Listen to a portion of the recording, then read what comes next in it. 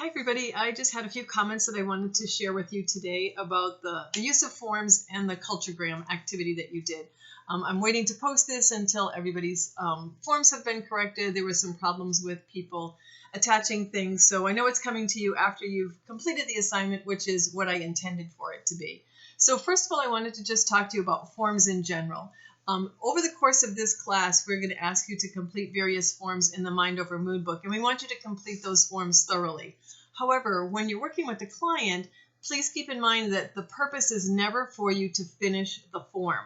The purpose of doing these activities is for you to increase their insight or expand their knowledge and understanding of themselves. That's what the purpose of the forms is. So when you're doing them with the client, if you get started having a really good conversation, just put the form down and continue the conversation. The form is designed to propel you in a direction of, specific focus with the client, but the overall goal is never that you have to complete the form fully. So that's a little different when you're doing intakes and you need to complete the forms that your agency gives you. But when you're doing these type of activities in the therapeutic setting, the goal is insight or education or looking at things from a different perspective. It's not that every single box has to be checked on the form. So just in giving you some feedback about like the advantages and disadvantages forms that you use, as well as the, I forget the name of it, the checklist of what could possibly be going right. Those are things that you can do without the form if you like the activity, like especially looking at the advantages and disadvantages of meeting a goal. Oftentimes people don't look at the disadvantages of their goals that they have set, but there often are disadvantages. So if you think of things like smoking, for somebody to quit smoking, obviously that's good for their health and good for all kinds of reasons. But there's a real negative side of when you quit smoking, you get less breaks from work. You have less friendships with the people that are outside during your smoke breaks. And so things change that way. I know the first few times I did this form with clients, I saw a very persistent pattern of people that felt like if they reached their goal, the expectations from people around them were going to increase, and they really weren't sure that they wanted higher expectations set for them.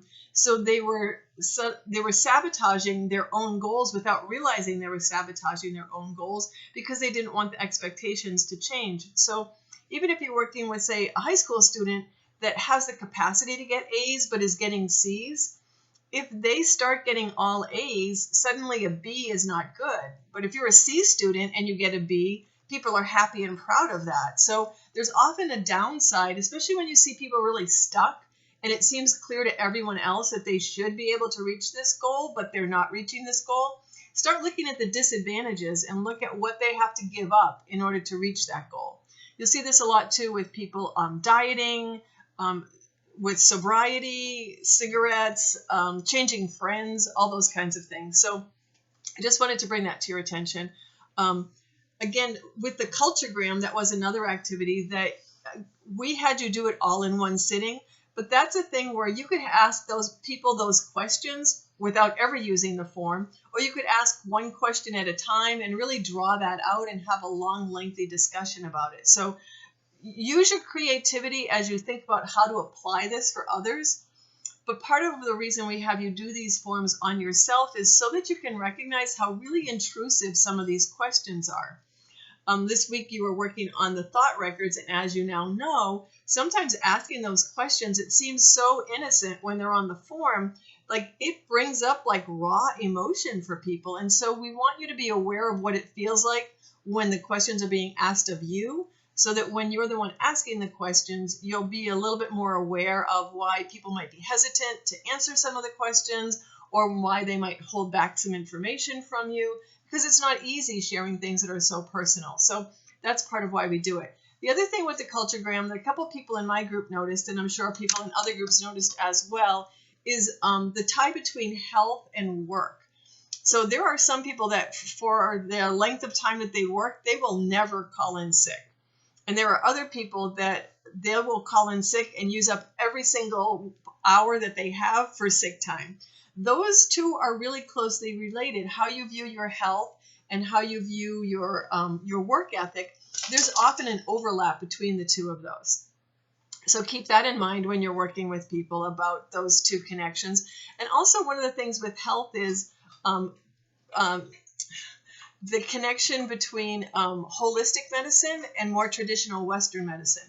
More and more people are taking advantage of Eastern medicine and some of the advantages that come from using herbs or acupuncture or chiropractic, and other people are just dead set against that. They don't want to ever think about it. They don't want anything other than give me a pill.